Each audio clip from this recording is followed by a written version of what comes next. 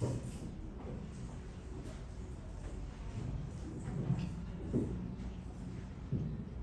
dia.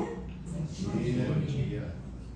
Nós agradecemos imensamente a oportunidade de nos reunirmos na casa de Jesus, na casa de Meimei, e nos aproximando já da época aí que aproxima-se dezembro, e lembramos da vinda do nosso Senhor Jesus. Nós que temos trazido temas variados dentro da doutrina espírita, optamos hoje por falar de Jesus. Jesus e a atualidade, é um livro de Joana de Ângeles.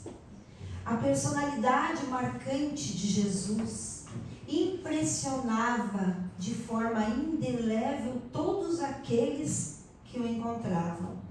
Identificado com Deus, demonstrava em todos os seus passos, sempre conclamando aí os ouvintes a conquista da realidade do reino dos céus, que se encontra onde? No imo de cada um. Qual será que era a sua proposta? A sua proposta era de aferição de valores materiais com os espirituais. E o que oferecia essa proposta? Oferecia excelente oportunidade para o despertamento mental a respeito da vida. E isso traz consequência, a consequente experiência vivencial, em clima de harmonia íntima, com a identificação entre as possibilidades e as circunstâncias existenciais. Então, sem se utilizar de expressões, de conceitos interpolados, Jesus falava uma linguagem de simples compreensão à grande massa ignorante, mas também ele atendia às mentes brilhantes que o buscavam. E que método será que adotava Jesus? Ele era um extraordinário narrador de histórias, uma das artes mais difíceis na área do discurso. Poeta por excelência, ele trazia imagens, riquezas de detalhes, cores, significados, e os seus ensinamentos assim se eternizaram. Foi ele que ditou a Carta Magna dos Direitos Humanos, quando fez o Sermão da Montanha, porque o Sermão da Montanha é um desafio à não violência, próprio para a nossa época, assim como para a época que anunciou. Então, os que o ouviam jamais se desimpregnavam da sua magia, que era incomparável. Então, sim, Jesus é atual.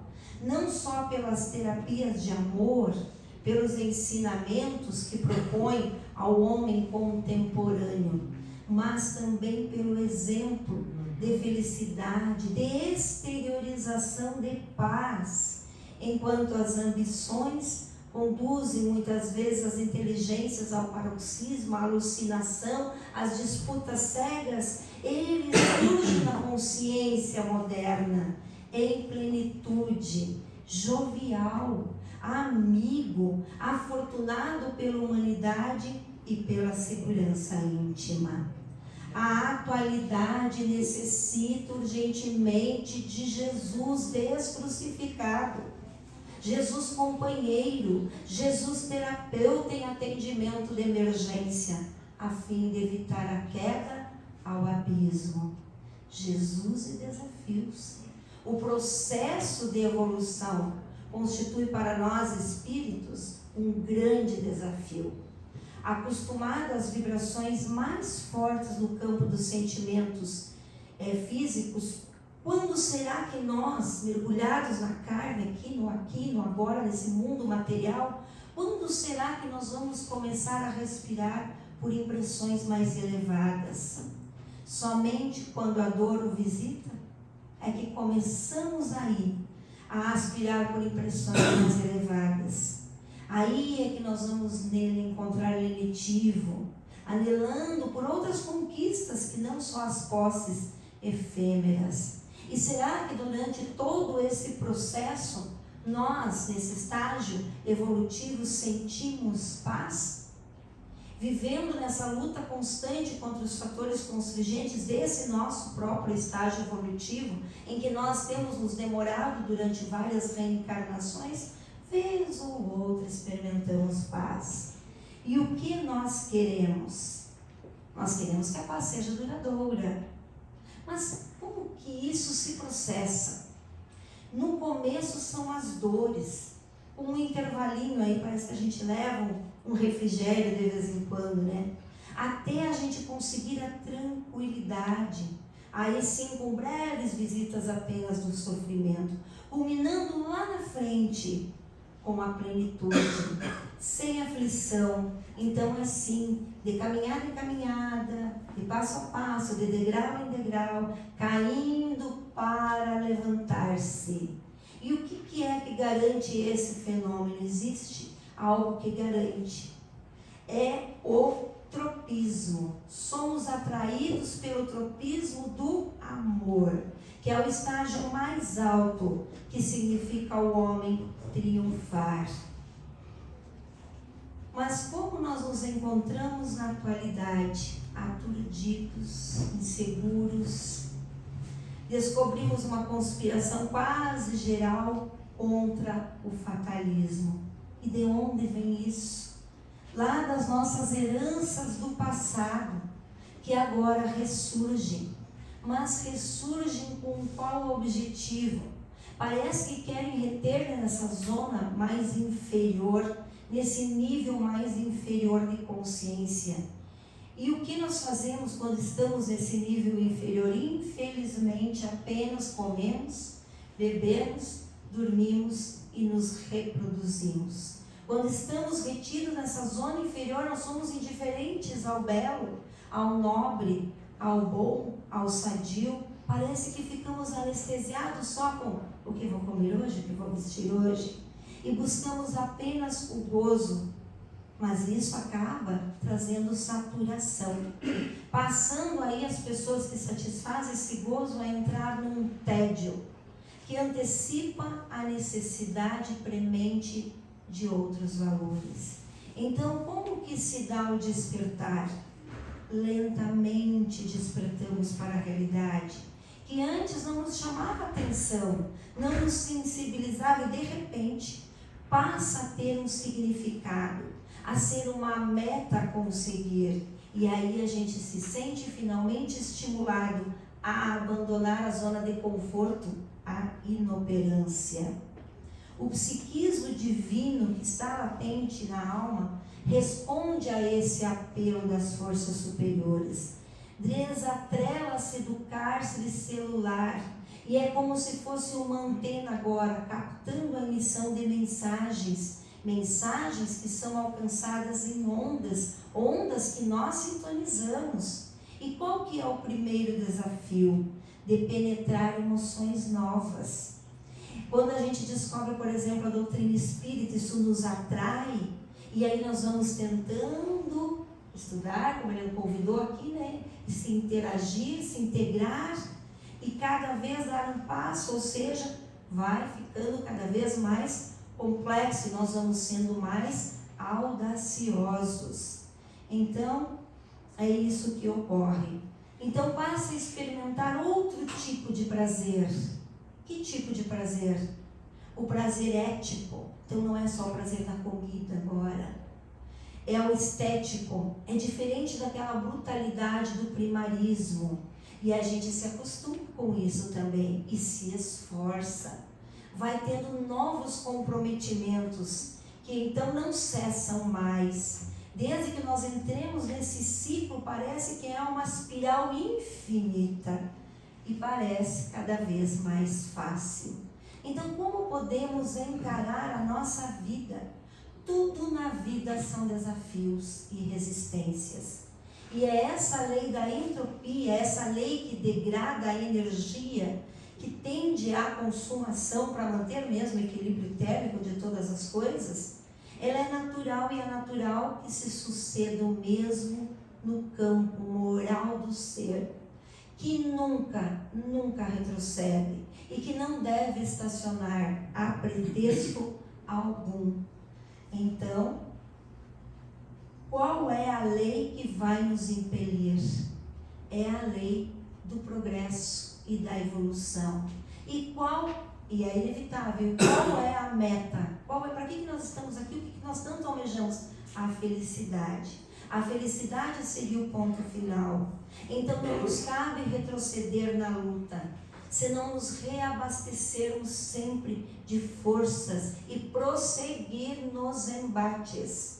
O crescimento de qualquer ideal é resultado dos estágios inferiores. Basta nós mesmos lembrarmos o que passamos aí a mais idade, há 30 anos atrás. Vamos colocar um pouquinho menos, há 20 anos atrás, há 10 anos atrás.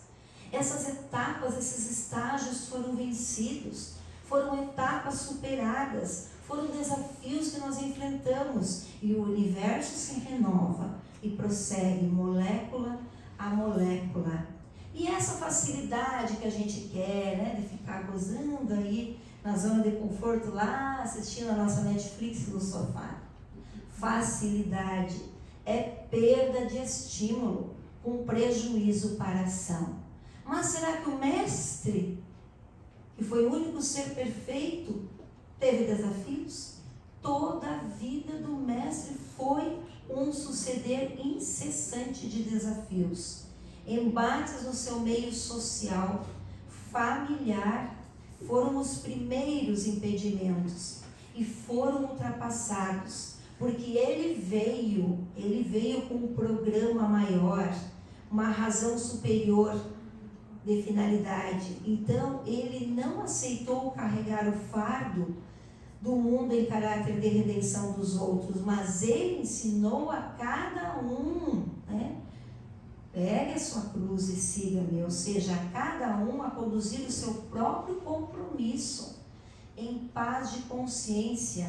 Então ele não carregou tarefas alheias, não deixou de demonstrar como fazer. Altaneiro sem presunção, sem submissão covarde. Os desafios da época também de uma sociedade injusta, arbitrária, chegaram até ele provocadores, mediante ali situações que eram criadas, perguntas que eram feitas, circunstâncias. Apesar disso, sem se deter, ele, o mestre, continuou íntegro, enfrentando todas aquelas situações sem medo. Passou aquele tempo, mas para nós parece que permaneceu aqueles resíduos doentios. Alterou-se a paisagem, tudo modernizou, mas parece que os obstáculos e as insatisfações para nós ainda prosseguem. Então, o que fazer diante dos nossos desafios? Enfrentar os desafios da vida com serenidade, não aguardar comodidade que nós ainda não merecemos, realizar a marcha, preservando os valores íntimos e aumentando a ação, ou seja, trabalho, cada dia mais trabalho. Quem teme a escuridão perde-se na noite. Se tu, aquele que acende a lâmpada e clareia as sombras, desafiado, Jesus venceu. Segue-o e nunca te detenhas ante os desafios para o teu crescimento espiritual. Mas qual será que era a psicoterapia que Jesus empregava? A psicoterapia que Jesus utilizava era centrada na reencarnação. Sabia que o homem era o modelador do próprio destino, vivendo conforme estabeleceu aí em atos e experiências passadas. Então, jamais condenou qualquer um que fosse. Sempre ele, Jesus, oferecia ocasião para reparação, sem prejuízo, para recuperar-se diante da consciência divina, sem preferência, sem disputa por qualquer coisa, por coisa alguma. Ele amou a todos com desvelo, albergou a humanidade de todos os tempos no seu inefável afeto. Espalhou missionários pela terra para falar a linguagem da reencarnação, e ele mesmo veio para confirmá-la. Então, sempre acenando esperança para o futuro de felicidade para todas as criaturas. E para que serve essa lição do Cristo ainda hoje? Serve para dizer: não te crucifiques na consciência de culpa. Após reconhecer o erro, não te encarceres em sombras. Depois de identificar teus delitos, não te amargures em demasia. Se descobrir-te equivocado, renasce dos teus escombros e recomeça a recuperação logo, agora, de imediato, evitando futuros retornos expiatórios, injunções muitas vezes excruciantes em situações penosas, delicadas. Pede perdão e reabilita-te ante aquele a quem ofendeste, a quem prejudicaste. Se ele te desculpar, será bom para ambos. Mas se ele não quiser te desculpar, segue adiante, não mais errando. Infelicitado por alguém, perdoa e desatrela-te dele, facultando-lhe a paz e vivendo o bem-estar que decorre da ação correta. A reencarnação de que te utilizas é concessão superior. Não podes desperdiçar cada momento valioso para o teu trabalho de sublimação, de desapego, de amor. Aí vai abreviar os renascimentos afligentes. Serve então sem cansaço, com alegria, para teres mérito a adentrares o reino dos céus, que se estende da consciência na direção do infinito. Então, até lá é necessário nascer de novo, conforme acentuou Jesus. Mas jamais permaneça ineperante em lugar algum. Conquistamos muitas vezes um cargo, uma tarefa que abraçamos e ficamos acomodados. Não. Identifica outras possibilidades e segue adiante. O dever que te impõe renúncia e sacrifício é também aquele que vai te dar harmonia, libertando-te dos conflitos e das dúvidas. Não cesse de crescer interiormente. A insatisfação que lograste sem rebeldia será motivação para as conquistas mais expressivas. És servidor do mundo. Jesus, que se originara das estrelas, ele afirmou ser o servo de todos e assim fez, para que tivéssemos vida e vida em abundância. Mas muitos se pegam a perguntar: e essa tristeza que me domina, essa tristeza que te invade, amargurando as tuas horas, é grave enfermidade e deve ser combatida. Quando? Agora. Nenhuma complacência, nenhuma justificativa para com ela, para aceitá-la. Os argumentos de infelicidade, de insatisfação, não passa de sofismo, de mecanismo de fuga da realidade. Problemas? Todos nós temos. Com um imenso universo de apresentação. O que seria se não tivéssemos problemas? A falta deles geraria desmotivação para a luta, para o progresso. Isso daria uma nostalgia deprimente, que iria alienar e consumir, e é a adversária cruel que a gente se entrega. Então, amplie o campo de domínio, seja qual for a razão, fundamentado em conhecimentos atuais, transforma tudo o que acontece em bênção que te convida à reflexão e ao alento. A tristeza é morbo prejudicial, é peste que consome a vida. Tudo em tua volta é um hino de louvor, de alegria, de gratidão. Observa o bem. Somente o homem, porque pensa, Somente o homem, porque pensa, se permite empolgar pela tristeza, descambando para conflitos de rebeldia, de revolta. E essa tristeza pode ser resultado de 2 fatores. Ou é reminiscência do teu passado espiritual, ou perturbação com repercussão obsessiva. Porque muitos no atendimento fraterno, como foi dito aqui para o nosso irmão, que essa casa também tem, senta diante do atendente e diz: eu tenho tudo no lado financeiro, tenho uma família bem estabilizada, mas sinto uma tristeza que não sei explicar. E vem a Magna Doutrina Espírita e explica. Mas o que fazer quando surgem essas reminiscências lá do passado? As impressões pessimistas, elas têm de ser, quando surgirem, eliminadas. Porque elas vêm do inconsciente, por isso muitas vezes a gente não encontra motivos no aqui e no agora. E como que a gente vai eliminar? Com ideias novas, positivas. Fixar no painel da mente, para isso essas músicas aqui que harmonizam, os programas que elevam.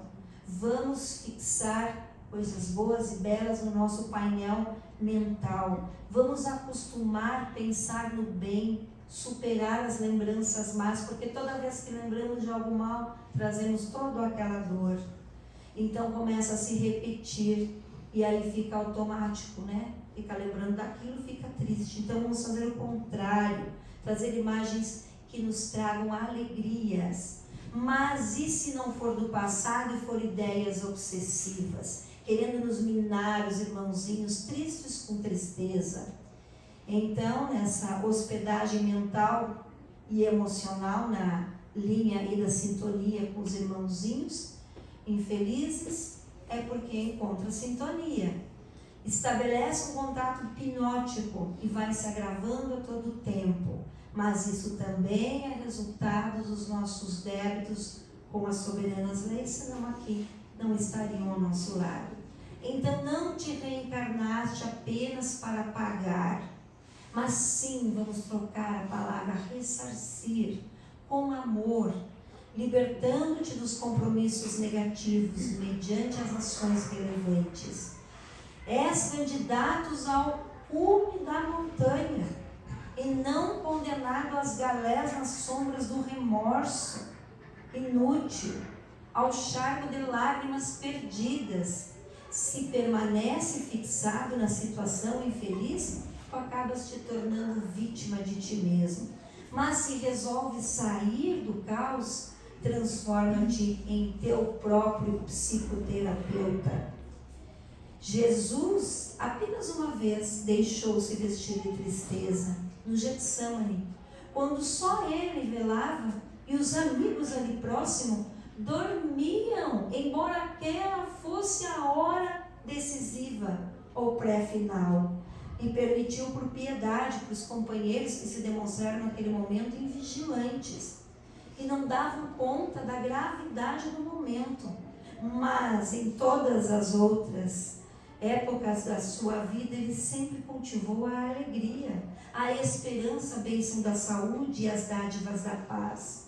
O seu foi um ministério de júbilo, da transformação do homem e do mundo velho a uma criatura, a uma sociedade inteiramente nova. Renascimento é vitória sobre a morte, e a alegria procede da libertação. Rasga, portanto, essa mortalha de sombra sob a qual te ocultas, todas as possibilidades de triunfo, e sai a semear fraternidade nessa grande vinha que te aguarda.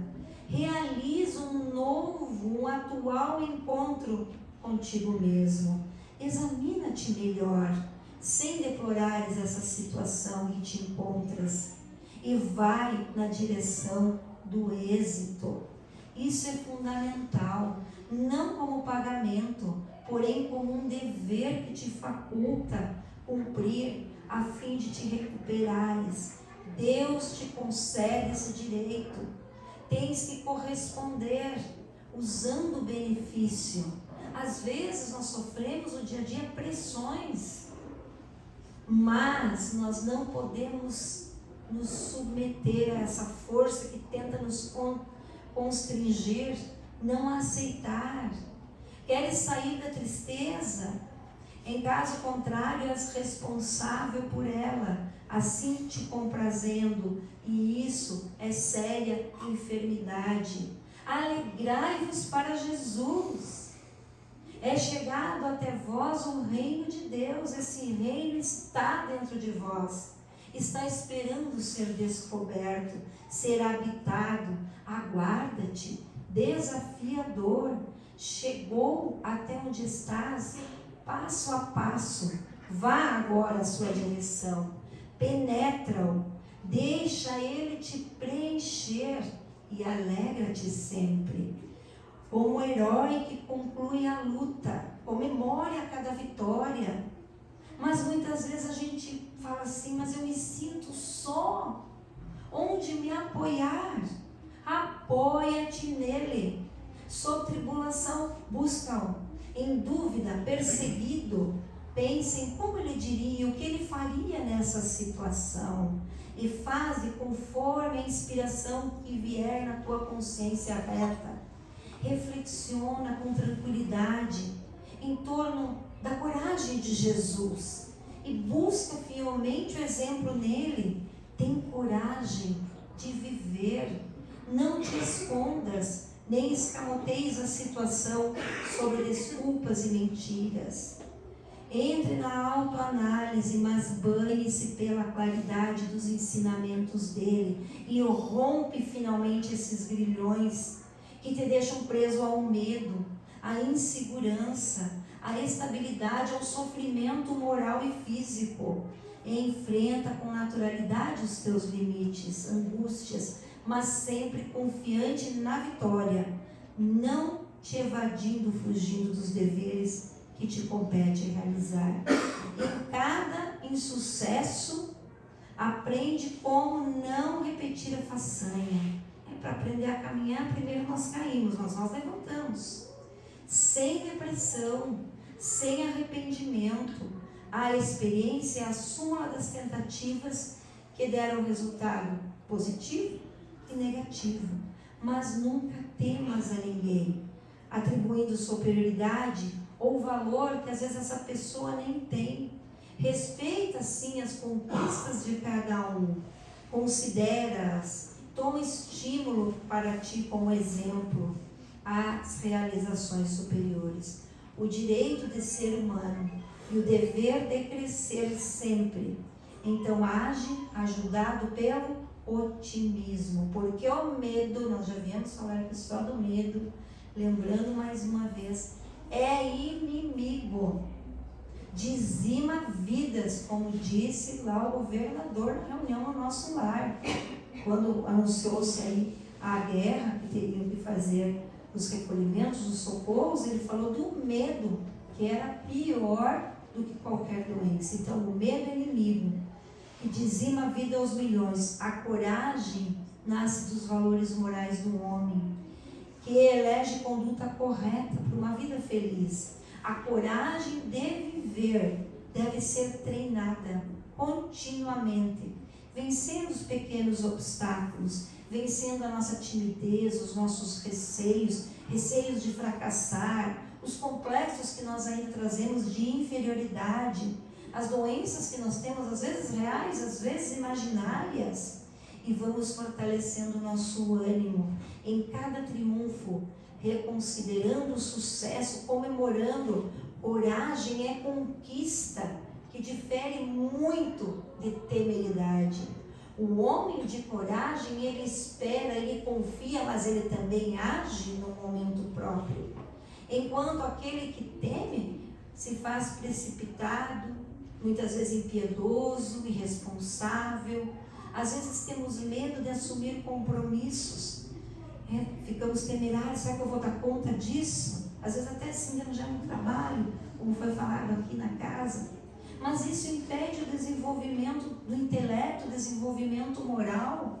Mantém estacionário na rotina monótona do dia a dia. Então o convite de Jesus: faz-se acompanhar, sim, de um plano intenso de trabalho, iniciando aonde? Na renovação íntima, para melhorar e prosseguir na ação do bem em toda parte. Então, o medo, ele é fator dissolvente da individualidade, responsável por grandes desastres e crimes que poderiam ser evitados. É força atuante que acaba levando à morte das realizações que seriam significantes da criatura. Às vezes a pessoa tem medo de fazer uma entrevista e ali estaria a oportunidade de emprego. Então queixa-te dos problemas que te aturdem e vai relacionando, quem são os culpados, ignorando ou tentando desconhecer que estás na terra para aprender, para resgatar e para educar-te. Olha ao redor e compreenderás o quanto é urgente te decidas pelo melhor e duradouro para ti, como ser imortal que és. Postergando a decisão, então, a tomar, provavelmente, quando for, aquela oportunidade já não está lá, ou esteja a situação mais complicada. Então, qual é o momento? O momento é este. Deixa-te permear pela presença dele. E feliz segue-o. Com tal atitude, os teus problemas mudarão de aparência. Vão perder aquele significado de aflição e vão contribuir para a tua felicidade. Renascerás dos escombros e voará rumo à grande luz, superando a noite que agora te aturde. O momento é este, ponto de assumir as responsabilidades que nos cabem. Há no homem latente um forte mecanismo que parece que leva a fugir da responsabilidade.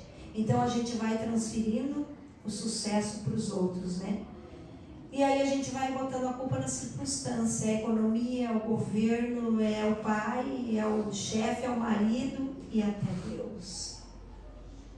Quando isso se dá na área da projeção comportamental, depois a gente vai se apegar.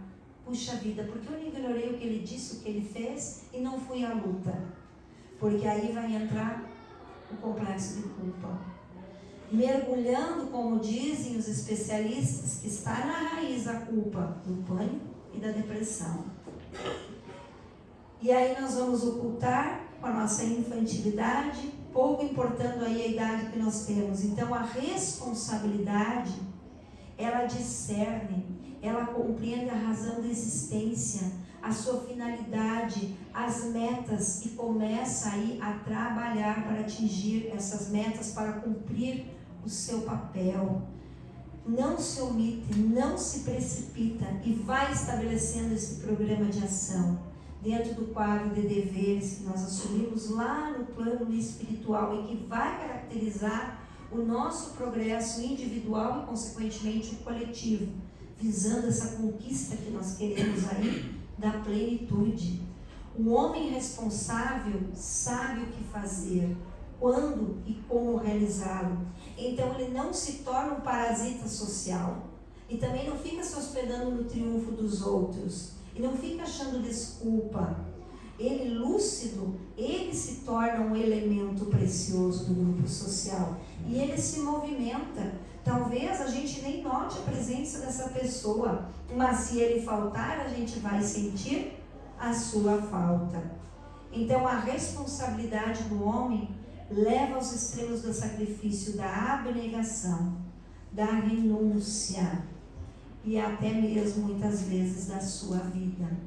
Como o pastor de almas, Jesus fez-nos aí responsável, porque ele nos elucidava a respeito dos deveres, das necessidades reais, dos legítimos objetivos da nossa vida.